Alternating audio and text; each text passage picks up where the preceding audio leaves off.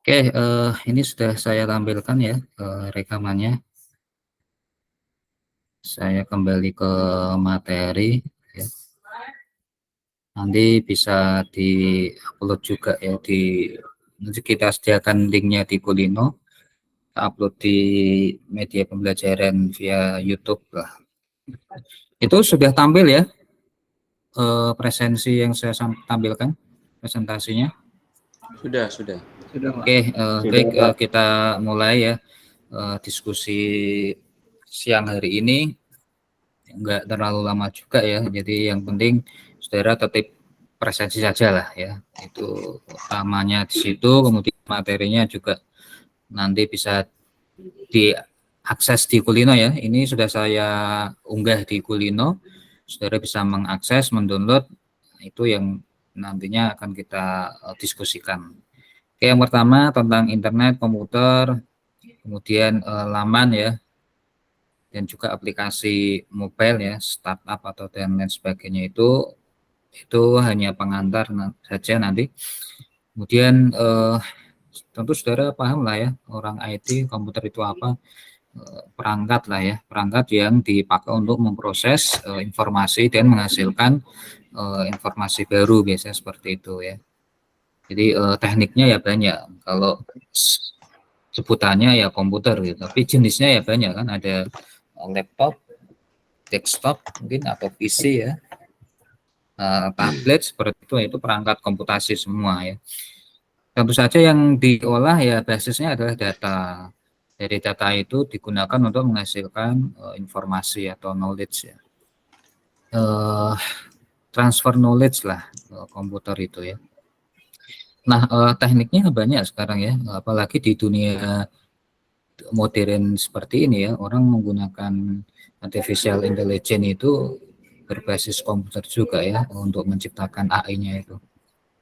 Dan pemrosesan, mulai dari pemrosesan data mentahnya sampai dengan dihasilkan pengetahuan baru gitu ya. Dan itu melewati sebuah siklus pemrosesan. Kalau saudara yang biasa misalkan nih, contoh yang saudara bidangnya itu di data science misalkan, di data scientist atau machine learning engineering misalnya. Tentu yang diolah apa? Ya data ya. Data set diproses, diolah, dan hasilnya adalah sebuah informasi. Nah, kira-kira seperti itulah ya definisi dari teknologi komputer itu ya. Kalau perangkatnya ya komputer, jenisnya banyak gitu. Tetapi yang penting manfaatnya apa atau komputer itu tadi ya, menyediakan data, menyimpan data, memproses, dan untuk paling penting adalah menghasilkan informasi baru atau teknologi pengetahuan baru lah ya, transfer knowledge nanti.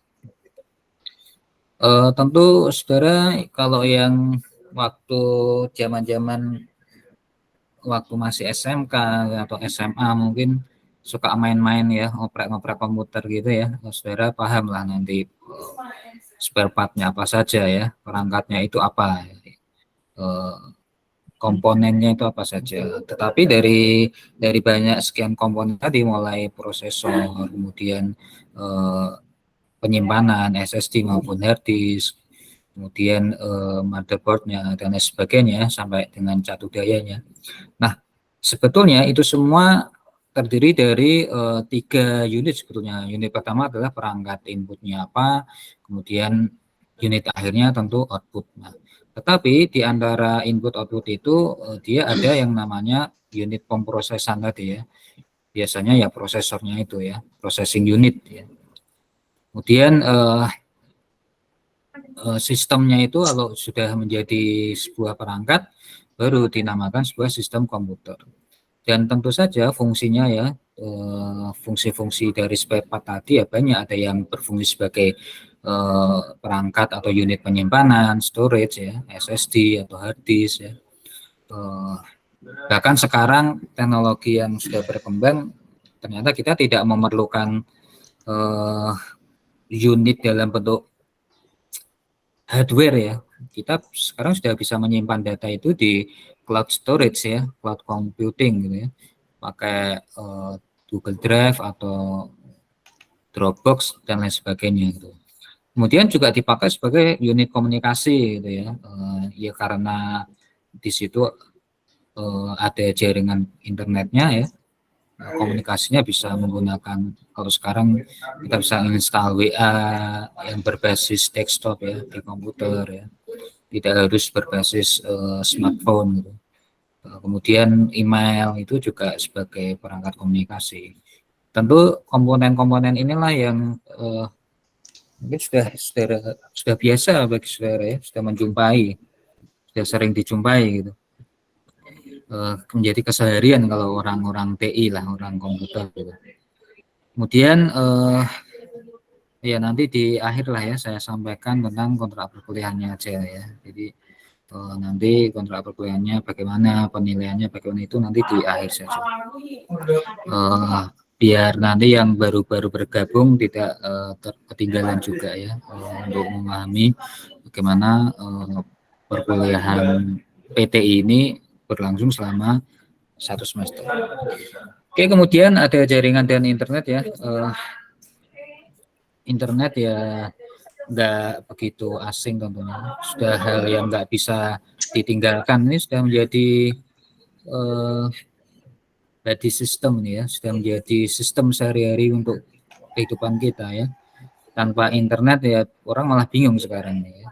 Bahkan kalau saudara mungkin juga merasa ya, kita merasakan ya, sekarang malah ketika kita kumpul sama kolega, kumpul sama teman ya, itu nggak jarang juga kita malah sibuk sama ya teknologi internet ya, pakai smartphone ya masing-masing.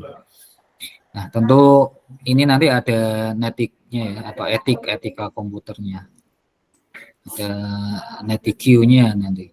Kemudian jaringan dan internet itu merupakan piranti lunak ya, bisa berupa aplikasi ya, startup, website, kemudian aplikasi yang lainnya.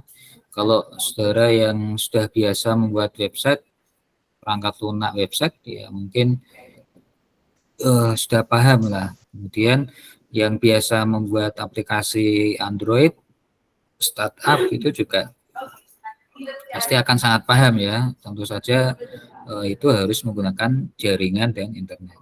Kemudian instalasi dan menjalankan program, kalau saudara misal habis beli perangkat komputer ya, tadi kan kita bicara komputer, kemudian sekarang bicara perangkat jaringannya. Setelah beli komputer, saudara akan menginstal software yang diperlukan ya, sampai dengan bisa koneksi pada jaringan dan internet. Nah, itu proses-proses yang tentu saja sudah dialami lah, hal yang sehari-hari. Kemudian juga pengembangan perangkat lunak ya, ini sama saja aplikasi tadi sebetulnya ya. Piranti lunak atau perangkat lunak itu sama, boleh aplikasi, boleh berbasis web, startup, atau model-model Internet of Things yang lainnya ya, IoT atau model-model AI sekarang ini juga berkembang. Nah, itu perkembangan jaringan dan internet ya. Kemudian kategori komputer ya, itu ada ya, kalau yang umum itu orang menggunakan PC atau desktop ya. Tapi PC itu sendiri ada yang sama ya, kayak laptop itu sebenarnya personal computing juga ya. Ini model-model komputer seperti ini itu juga hal yang umum lah, nggak bisa lepas dari pekerjaan kita sehari-hari gitu ya.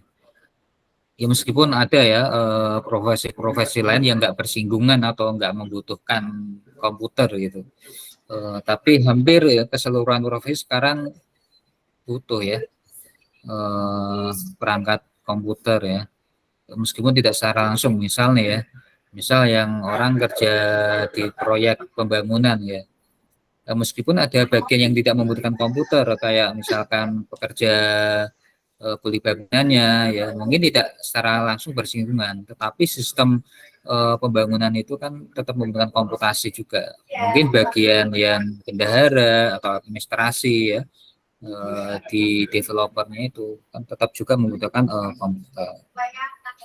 Artinya secara umum sebetulnya komputer PC, desktop ya, itu menjadi hal yang tidak bisa kita hindari. Benar-benar sudah menjadi kebutuhan sehari-hari. Kemudian ada yang perangkat mobile juga ya. Kalau tadi masih biasanya ini standby lah, state ini ya, masih dipasang di satu tempat yang tetap. Kalau perangkat yang mobile ini seperti laptop ya, notebook ya, smartphone ya, atau iPad ya, dan lain sebagainya ya, personal digital assistant yang lain. Nah, ini kategori yang mobile, perangkat bisa kita bawa, lebih fleksibel lah, bisa kita bawa kemana-mana. Perangkat komputer yang lain seperti game konsol ini ya, untuk pengembangan game misalnya, atau sebagai excellent ya, user. Kalau kita ini biasanya sebagai developer game-game gitu masih mampu gitu. Tapi kalau sebagai pengembang dari unitnya itu kalah jauh ya. Orang luar itu sudah, contohnya misalkan game konsol ya, PS itu sudah berkembang ya dari PS1, 2 sampai sekarang 5. Nah, orang luar itu ya mereka mengembangkan ya. Di sisi engineeringnya itu kuat. Namun kita juga kuat sebetulnya ya di sisi yang lainnya sebagai user lah ya, excellent user gitu ya. Mengembangkan game juga mampu lah, kalau animasi game mobile itu masih bisa perangkat mobile. Tetapi source-nya itu sebetulnya masih dimiliki orang luar gitu loh. Nah, kita ya ketinggalan juga sebetulnya. Kemudian perangkat komputer notebook ya, kalau tadi perangkat mobile, smartphone, PDA ini ya, ini juga untuk mengakses game konsol ini juga bisa ya, sudah difasilitasi. Ya tentu saja ada spesifikasi masing-masing ya, nggak semua game lantas bisa diuji coba, dimainkan. Kalau saudara yang suka menggunakan flight simulator ya kan ada minimum requirement dari spesifikasi yang bisa digunakan. Yang suka menggunakan game-game misalkan sepak bola atau Mobile Legend dan lain sebagainya, itu punya spesifikasi masing-masing. Dan perangkat ini tentu harus mengikuti, memenuhi spesifikasi dari masing-masing game konsolnya. Kemudian jenis komputer, ada komputer server, ini biasanya dipakai kalau saudara menggunakan paralel computing ya. Contoh paralel computing itu ya superkomputer ini ya. Superkomputer itu sebetulnya ya komputer biasa, namun dia punya spesifikasi yang super lah, tinggi ya. Kayak yang saya pakai di riset saya itu, saya menggunakan superkomputer miliknya Fujitsu ITB.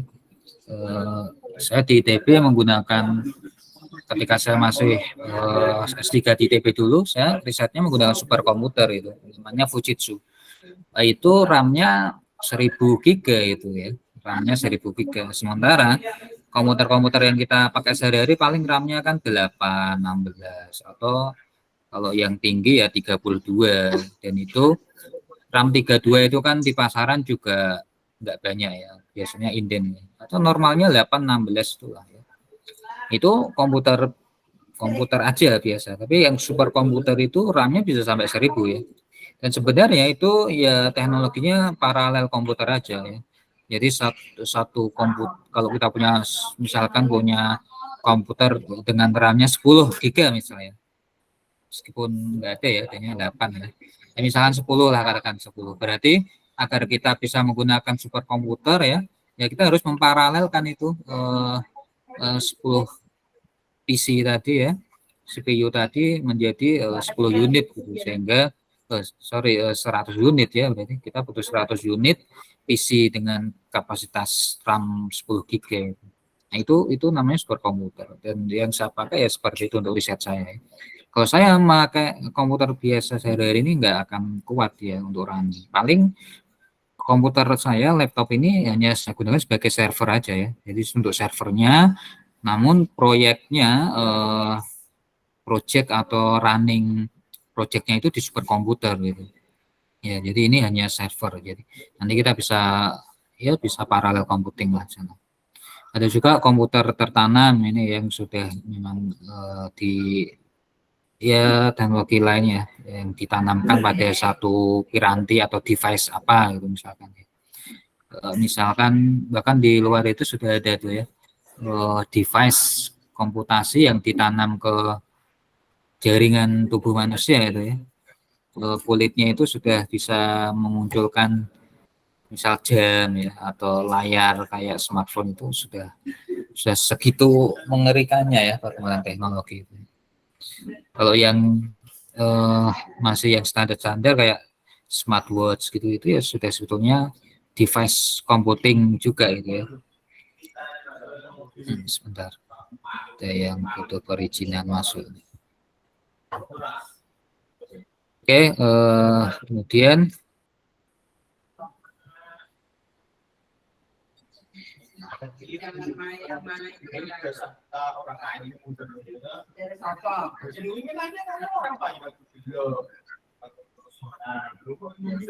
nah ada juga jenis komputer yang lain mainframe juga ya sebagai perangkat utamanya.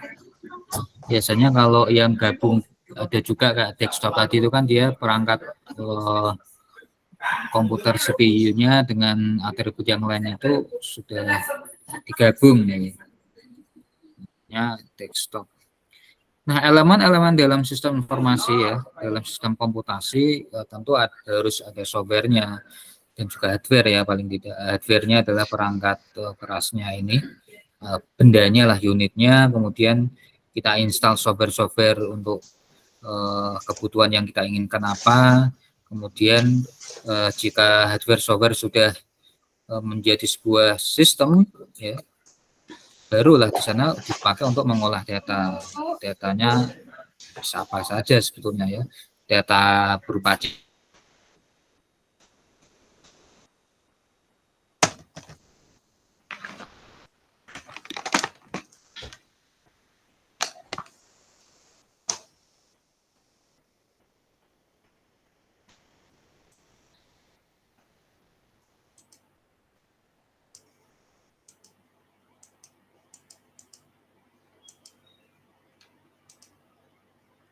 ada input, diolah, processing unit, kemudian muncul output. Outputnya biasanya ya tadi ya knowledge ya informasi. Sementara untuk inputnya ya data.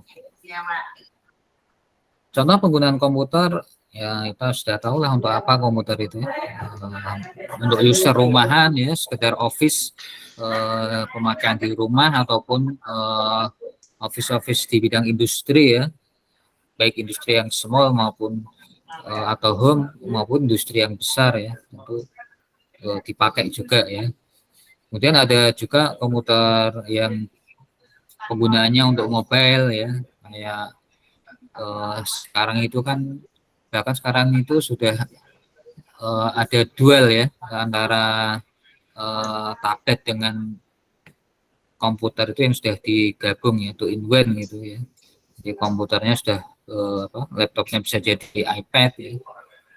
Jadi nggak perlu beli iPad ataupun laptop, tapi sudah two in one ya, dual in gitu. Itu juga ada ya yang mobile. Kemudian dipakai untuk enterprise computing maupun dipakai untuk paralel atau gabungan ya. Jadi ya penggunaannya sebenarnya tidak spesifik juga, karena umum lah. Secara umum komputer dipakai di semua ranah sektor kehidupan sehari-hari sebetulnya ya. Tergantung nanti mau spesifikasinya kemana ya, bidangnya apa, ke pendidikan, kesehatan, ya, industri, manufacturing dan sebagainya. Itu penggunaan komputer. Lalu aplikasi komputer yang biasa digunakan oleh masyarakat ya itu juga segmentasi saja ya, segmentednya kemana. Kalau yang seperti kami yang di bidang pendidikan ya tentu aplikasinya akan menyesuaikan ya. Misalkan kalau contoh sederhana ya, dosen itu biasanya ya standar ya Office, kemudian aplikasi untuk penelitian ya, untuk pembuatan jurnal ilmiah, pengabdian, misalkan untuk tugas dalam menulis itu ada Turnitin ya, untuk reference manajemen ya itu ada Mendeley, ada Zotero, ya banyak lah ya. Di bidang pemerintahan juga biasanya ada aplikasi yang dipakai, maksudnya aplikasi-aplikasi spesifik itu ada, bidang keuangan juga ada ya. Banyak lah ya di kesehatan maupun di manufacturing atau bidang travel juga. Aplikasi mah itu menyesuaikan aja ya apa yang menjadi keseharian di bidang masing-masing. Tentu Bapak Ibu juga saudara sekalian juga pasti punya aplikasi khusus tertentu ya yang dipakai untuk pekerjaan sehari-harinya. Nah, kita bisa berdiskusi sebetulnya ya tentang bagaimana cara mengatasi overload teknologi ya. Mungkin saudara akan membayangkan ya, teknologi yang saat ini kita pakai itu ujungnya sampai kemana gitu ya. Bahkan saya sudah mulai menggunakan risetnya sudah ke arah yang namanya komputer kuantum juga gitu ya. Kalau saudara pernah dengar ya yang namanya komputer kuantum itu basicnya ya orang-orang fisika gitu ya di orang fisika, ilmuwan fisika itu di bidang fenomena kuantumnya kan mereka kuat gitu ya. Mereka menemukan sebuah fenomena ya superposisi atau entanglement ya, ada keterpelikatan itu. Nah, itu dimanfaatkan oleh orang-orang sarjana atau engineering komputer itu untuk membangun yang namanya komputer kuantum gitu ya. Raksasa teknologi komputasi dunia seperti IBM itu mereka sudah mulai menambang yang namanya qubit ya, kuantum bit ya. Jadi bedanya antara komputer kita sehari-hari ini ya itu dengan komputer kuantum itu ya teknologinya, bitnya itu yang dibedakan. Kalau komputer klasik seperti yang kita pakai ini ya, laptop, PC, CPU, bahkan superkomputer yang saya gunakan itu juga masih kategori komputer klasik karena masih menggunakan teknologi bit ya. Teknologi bit itu tahu ya, biner itu ya, binary ya, 1 atau 0 gitu. Sementara di komputer kuantum itu teknologinya bukan lagi bit, tapi menggunakan kuantum bit gitu. Ya, jadi sangat berbeda. Kalau teknologi bit itu hanya menghendaki probability-nya kalau enggak 1, 0. Jadi kalau Bapak Ibu melempar koin itu ya sederhananya melempar koin, kan ada dua sisi. Pasti yang akan muncul hanya salah satu sisi gitu kan. Artinya probabilitasnya kan masing-masing 50%. Dan ketika salah satu sisi sudah muncul berarti probabilitasnya menjadi 100%, yang satu menjadi 0%. Artinya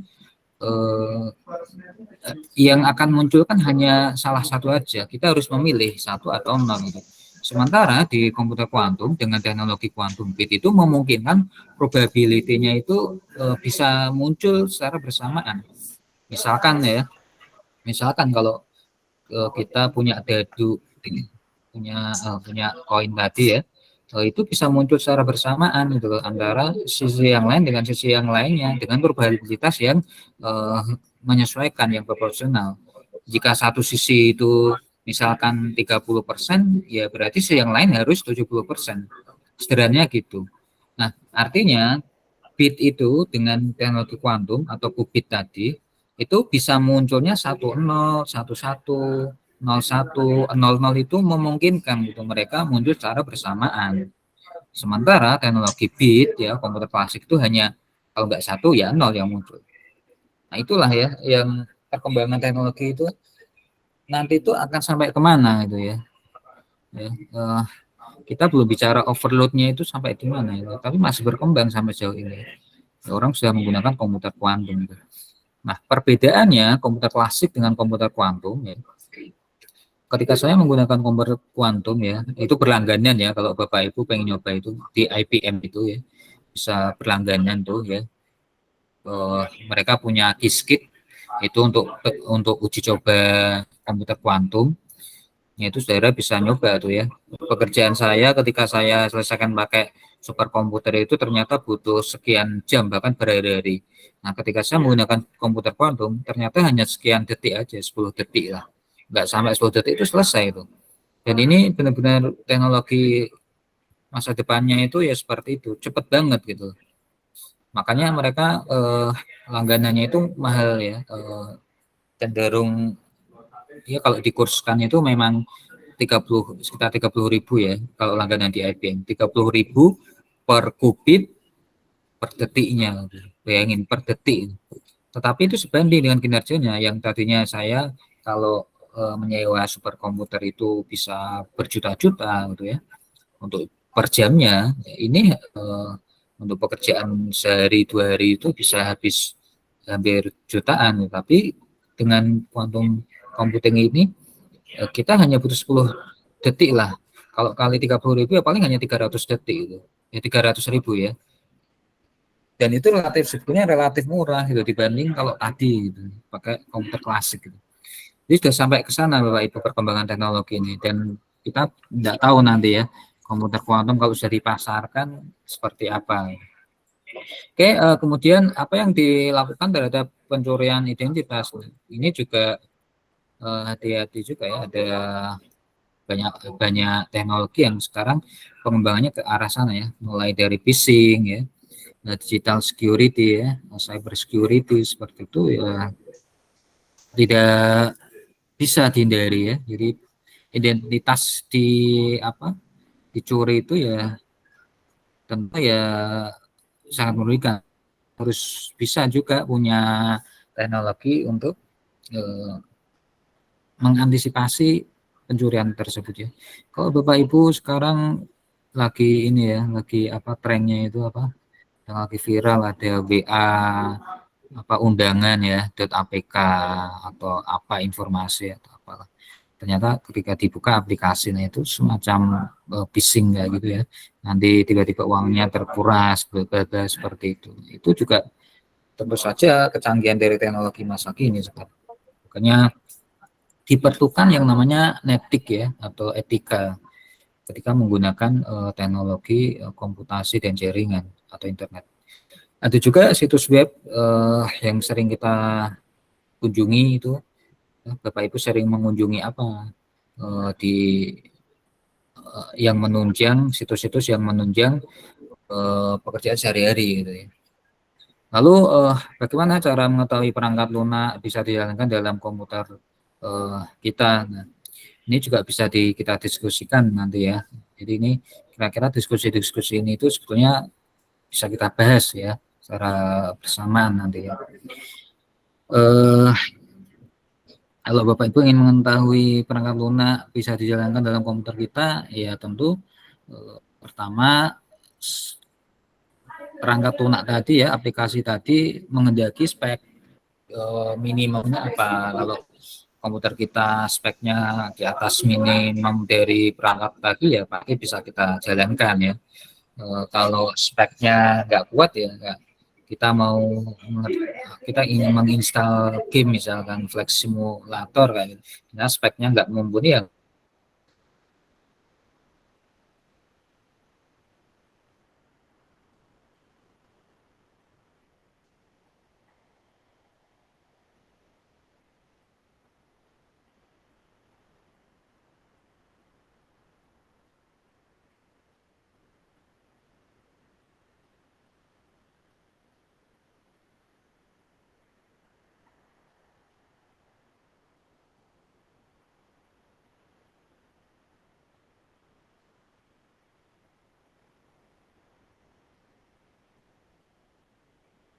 nurse pendidikan gitu ya, di bidang jasa yang lain banyak ya, bidang pemerintahan ya, finansial, bidang legal banyak lah ya. Jadi ini merujuk pada sebetulnya intinya merujuk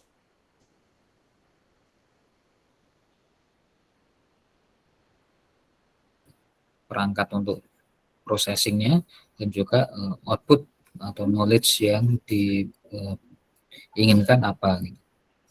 Nah, perkembangan internet ya sekarang, ARPA itu, saudara tahu ya, ini ARPA itu agensi nasional itu. Sebentar, kayaknya ada yang perlu diizinkan masuk lagi. Oh, enggak ada. Oke, kemudian ARPANET ya. Ada yang tahu Bapak Ibu singkatan dari ARPA apa? Ada yang bisa berdiskusi mungkin? Atau jangan-jangan ada yang Baru tahu, Pak. baru tahu, ada yang bekerja di ARPA mungkin? Di bagian, kalau NASA tahu ya, NASA ya? Tahu. Taunya Alfamart kita, Pak. Alfamart tuh samping gang rumah, Pak. Iya. Kalau ARPA apa? Bapak bisa googling tuh, bisa di Google. ARPA itu apa? Ada di mana ARPA itu? Di Amerika kayaknya, Pak. Iya, memang di Amerika, Pak. Amerika sebelah mananya Purwodadi, Pak.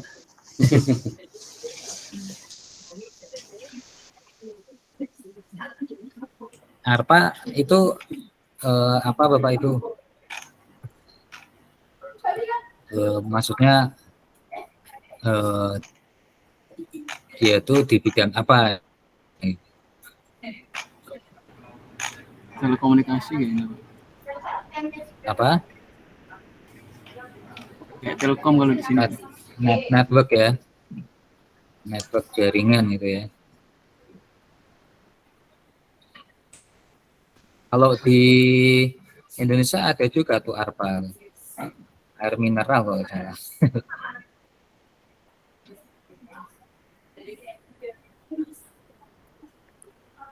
Ada yang bisa menjelaskan Bapak Ibu ARPA apa, kalau ARPA net itu apa gitu.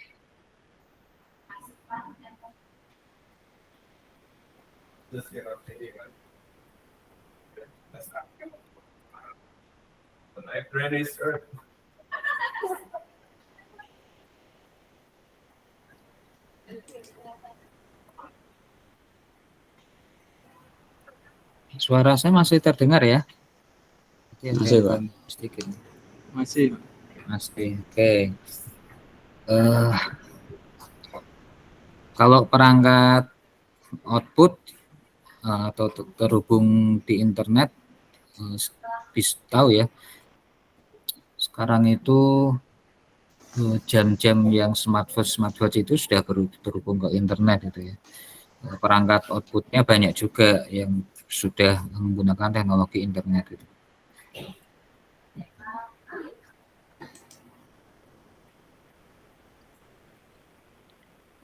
ARPA apa tadi? Ada ARPA, ada DARPA ya. Ada ARPANET. Net itu networknya, tapi ARPA-nya itu apa? ARPA itu sudah lama banget itu. Lembaga riset kayaknya itu. Iya, betul, lembaga riset Amerika tuh. Kayak LIPI ARPA Indonesia ya. Ya, termasuk betul seperti itu ya. Jadi kalau ARPA itu badan riset ya, Advanced Research Projects Agency. Netnya itu network gitu ya. Jadi itu sudah lama juga ya, karena memang komputer internet itu ya awalnya dibanding di Indonesia kan awalnya dari sana ya. Indonesia itu kita terkenal sebagai excellent user gitu ya. Kalau untuk sebagai pengembangnya itu sudah jauh ya, kayak misalkan Indonesia mau mengejar komputer kuantum itu sudah ketinggalan 30 tahun yang lalu gitu. IBM, Google itu sudah dapat 200 kuantum bit kubit, sementara ya kita sebagai excellent user aja nanti. Biar mereka yang capek-capek bikin, nah kita tinggal memakai, nah gitu. Pinternya orang Indonesia seperti itu ya. Jadi perkembangannya sudah sejauh itu Bapak Ibu. Kemudian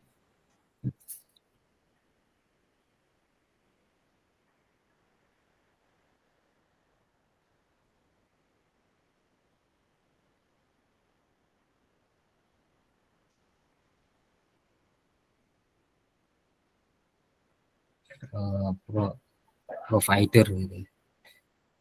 Saudara yang mungkin ada juga ini, jangan-jangan Bapak Ibu ini ada yang bekerja di bidang provider internet ya, menyediakan layanan gitu ya. Kalau Bapak Ibu di rumah butuh jaringan WiFi ya itu nyari provider atau ISP-nya yang bagus, yang mana, yang murah tapi nggak lemot gitu ya. Bagaimana data informasi bekerja di internet? Nah, sekarang ini teknologi artificial intelligence itu ya dia berkembang karena adanya ketersediaan data. Jadi AI itu ya kalau nggak ada data ya nggak akan jalan. Ya. Maupun berbasis machine learning, deep learning, berbasis Internet of Things ya, berbasis generatif adversarial atau neural network dan sebagainya itu inputnya itu harus data gitu ya. Baru nanti bisa diolah dengan jaringan ya dan akan menghasilkan informasi. Dan sekarang ini untuk AI itu sudah bisa menggunakan kolaborasi ya, kayak misalkan yang disediakan oleh Google itu.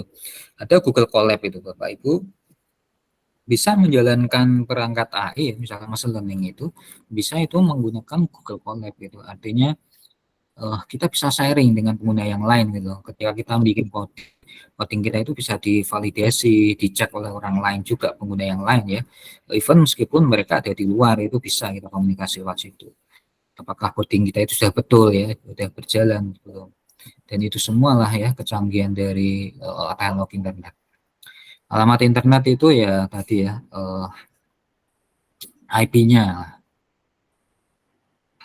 itu disediakan oleh ISP tadi ya, penyedia layanan internet. Ada juga web ya atau www ya, www itu ya atau HTTPS jasa lainnya itu ya. Nah ini untuk menjelajah situs yang kita tuju kayak misalkan kulino ya www.kulino.dinus misalkan .ac.dinus.ac.id atau kulino PJJ ya. Atau www.binus.ac.id itu alamatnya atau URL-nya ya. Dan itu tujuannya untuk memberikan navigasi ke situs yang dituju ya. Untuk mencari atau searching ya. Untuk navigasi atau teknologi untuk mencari ya. Search atau di Google itu search engine. Pakai Google, pakai Yahoo, pakai Microsoft, miliknya Microsoft itu Microsoft Edge ya.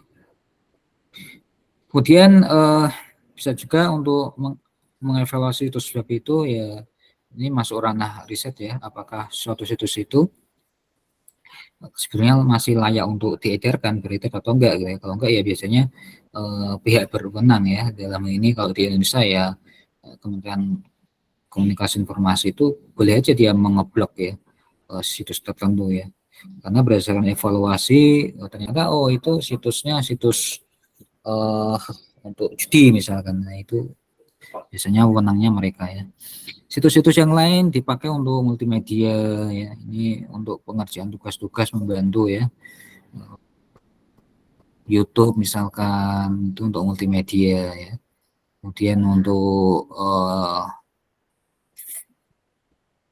misalkan Bapak Ibu pengen mengendaki situs yang digunakan membantu untuk animasi ya, untuk pencitraan ya, image processing itu sudah ada juga. Bahkan Bapak Ibu bisa membuat sendiri ya, membuat situs web itu ya. Anak-anak mahasiswa sini yang mengambil kepakaran atau keahlian rekayasa perangkat lunak ya mereka bisa membuat situs ya, buat web gitu ya. Bisa juga membuat web yang dipakai untuk riset, untuk kuesioner misalkan ya, kuesion seperti itu pekerjaan hasil mahasiswa itu ya. Itu membantulah masyarakat kalau ingin membuat kuesioner ya. Jadi bisa disebar secara lebih cepat. Kemudian ada juga teknologi internet yang dikhususkan di bidang e-commerce ya. Misalkan sehingga memudahkan antar bisnis to consumer ya. Jadi interaksi antara bisnis dengan konsumen ini ya. Antara bisnis itu berarti penyedia barangnya, konsumen itu ya pengguna barangnya ya, B2C ya, atau antar institusi consumer to consumer atau business to business ya, antar perusahaan itu ya. Teknologi e-commerce itu ya akan sangat memudahkan.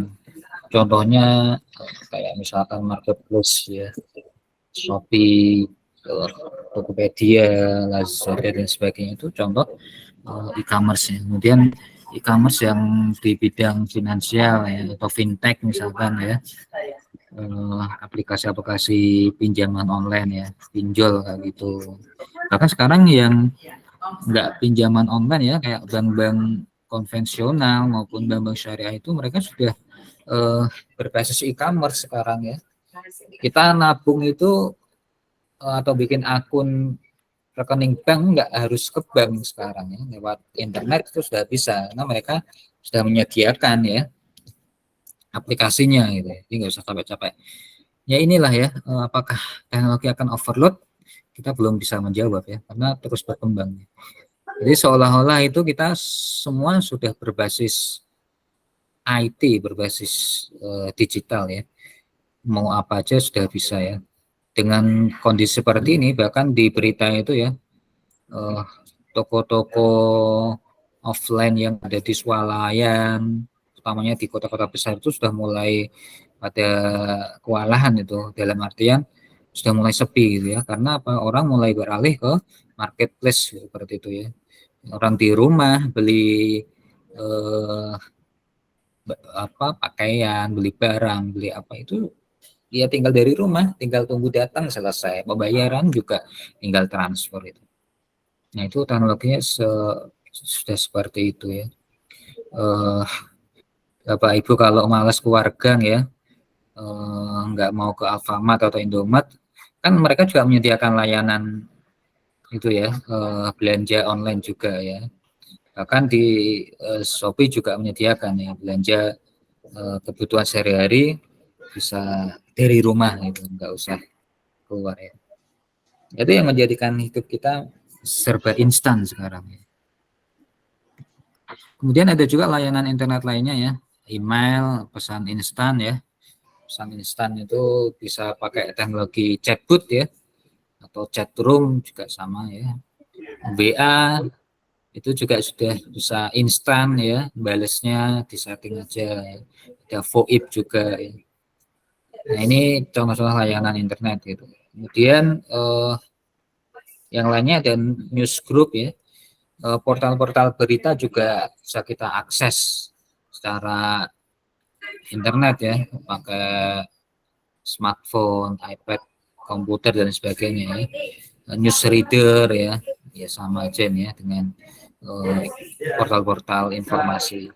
FTP ya, kita bisa ngirim file ya melalui jaringan internet ya, dari satu komputer yang lain ya, mengunduh data dari komputer yang kayak saya itu, saya biasa ngunduh data dari superkomputer menggunakan teknologi FTP ya, sehingga saya download ke komputer yang saya pakai sehari-hari itu juga bisa pakai FTP atau SFTP juga sama aja.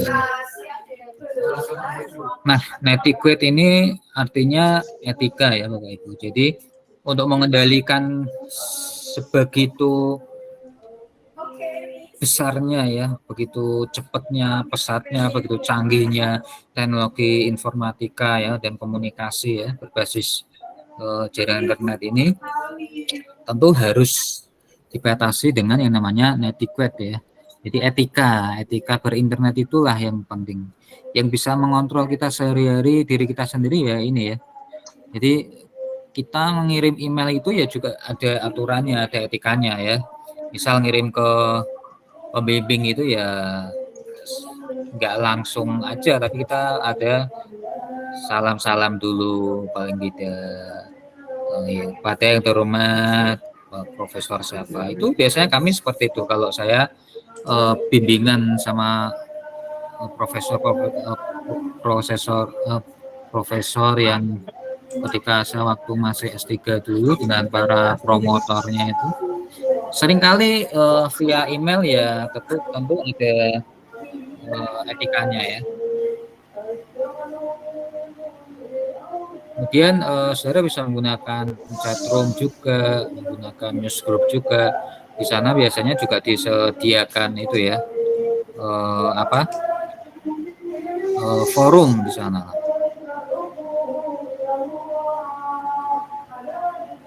Sebenarnya ada noisy.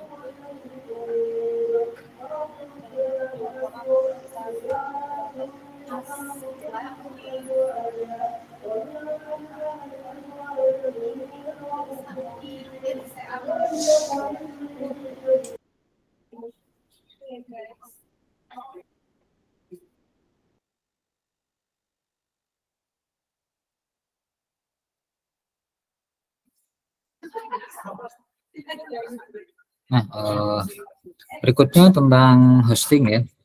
Di situ hosting itu ya juga layanan internet ya, sebetulnya ada di jaringan juga ya. Saudara mau menghosting website apa itu ya, saudara punya situs apa lah ya, punya startup apa ya, misalkan jasa laundry seumpamanya ya, laundrynet gitu misalkan ya. Nah, saudara ketika ingin mengkomersialkannya, saudara harus punya ISP tentunya ya. Saudara itu mau hosting kemana, ya mau menggunakan providernya apa, kemudian volumenya itu bandwidthnya berapa gitu. Saudara kan nanti diberi pilihan gitu ya. Lalu berlangganannya itu untuk berapa tahun gitu. Atau kalau saudara punya server sendiri ya, ISP sendiri ya bisa dipakai aja ya. Sehingga saudara nanti bisa membuat hostingan lah atau domain sendiri, misalkan kalau di Dinus ya www.dinus.ac.id. Nah, ini IP hostingnya misalkan, ini misal ya, ini bukan miliknya Dinus tapi contoh aja ya. Jadi kalau saudara punya website, saudara nanti akan dibuatkan sebuah domain dengan IP tertentu ya, dan itu akan dibatasi dengan bandwidthnya berapa ya, biasanya sesuai inilah, ada rate-nya lah ya, ada harganya masing-masing. Oh, ini ya untuk diskusi. Nah, saya kira perkuliahan PTI ya SKS itu berarti apa, 100 menit ya, tidak harus selalu 100 menit ya saya kira. Nah, ada beberapa yang bisa didiskusikan sebetulnya ya, apakah belanja online itu aman, apakah ini aman belanja online seperti itu ya. Nah, ini relatif ya Bapak Ibu ya, banyak faktor lah ya, baik itu faktor diri kita sendiri maupun faktor dari penyedia marketplace-nya ya. Dan antar kita tadi ya, itu kan bisnis to consumer ya, jadi misalkan marketplace-nya tadi semua Shopee itu sebagai bisnisnya, perusahaannya, kemudian kita sebagai konsumernya, ternyata ada faktor lain gitu, ada kurirnya ya, ada jasanya seperti itu ya. Dan itu aman enggak ya, saudara tahu lah ya, segala sesuatu pasti ada risikonya, dan kalau ada oknum-oknum yang nggak bertanggung jawab, misalkan itu ya, entah itu dari orang marketplace-nya atau orang di pihak jasanya, kurirnya, itu ya kita akan menghadapi risiko juga gitu, karena oknum kan kita nggak tahu ya, orang kebutuhan orang beda-beda. Kemudian haruskah Anda dinilai berdasarkan komunikasi yang Anda lakukan di internet? Maksudnya ketika saudara atau kita ya menggunakan teknologi internet ini ya dalam misalkan untuk kebutuhan komunikasi ya seperti itu ya. Nah, apakah seberapa penting kita itu menggunakan komunikasi berbasis internet? Saya kira kalau saat ini ya mau nggak mau kita harus menggunakan ya, nggak bisa kalau nggak, kalau kecuali zaman dulu ya, zaman dulu malah belum ada HP gitu ya. HP belum banyak gitu ya. Orang komunikasi ya pakai apa kalau dulu ya, surat menyurat ya, surat pos, belum ada email, belum ada WA ya. Bahkan zaman dulunya masih orang juga masih zaman-zaman eh, sebelum kemerdekaan ya, zaman-zaman dulu itu ya orang kadang zaman apa kerajaan itu pakai burung merpati dan itu memang bisa digunakan ya. Sekarang sudah nggak bisa dihindari ya, kita benar-benar butuh gitu. Nah, bagaimana proses pengiriman pesan email? Nah, ini ngirim email itu bagaimana? Nah, itu saya kira Bapak Ibu paham ya menggunakan teknologi jaringan ya tentunya. Cuma sayangnya email ketika sudah terkirim nggak bisa dibatalin ya. Tetapi sebetulnya kalau Bapak Ibu pernah nyoba itu email bisa di setting itu kapan harus terkirim gitu ya. Jadi misalkan saudara ngirim sekarang tapi di setting baru akan sampainya itu tahun 2030 misalnya itu bisa disetting ya. Tapi kalau dibatalin sepertinya penyedianya itu belum memberikan gitu ya. Kalau WA sekarang bisa diedit kan misalkan atau dihapus, delete bisa atau misalkan sekarang diedit juga bisa misalnya ada yang keliru ya. Ini dapatkah komputer terkena virus dari email? Ya virus nggak cuma dari email maksudnya ya. Virus yang lewat jaringan tuh bisa lewat apa saja ya. Bahkan itu bisa melalui perangkat portable lainnya, misalkan flash disk ya dari satu komputer ke komputer lain. Itu kan tidak by jaringan ya, tapi dari perangkat ke perangkat lain.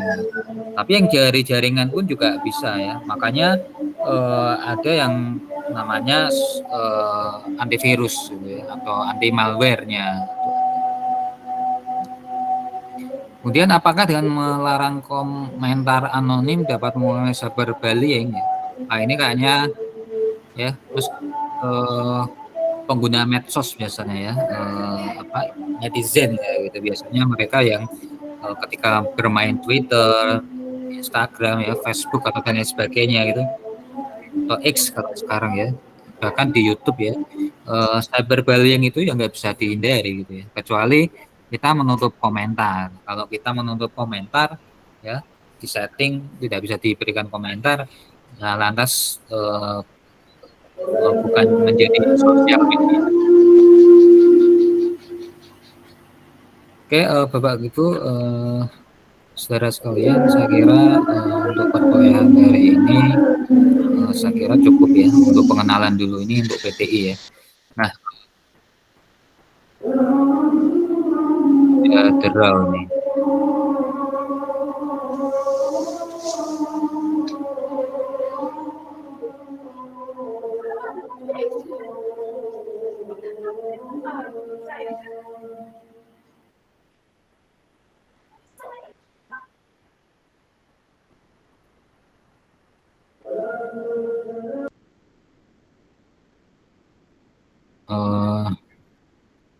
Suara saya masih terdengar ya ini ya. Iya Pak, masih Pak. Nah ini saya sampaikan saudara tentang kontrak perkuliahan gitu ya. Sebentar saya buka dulu.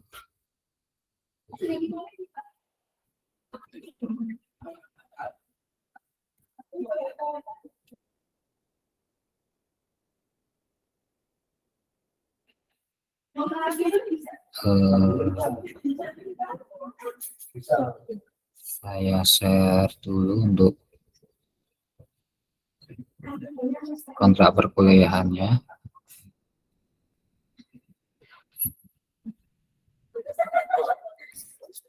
Oke, nanti untuk pengampu dari PT ini ya, pengantar pengantar teknologi informatika ya. Saya ya Muhammad Akrom. Kemudian kalau di kampus ya di UNES itu saya ada di Research Center for Materials Informatics ya, informatika material gitu ya. Nanti tugas bisa dikirim di email saya ya. Kemudian kita komunikasinya ya baik WA group maupun email ya. Kemudian untuk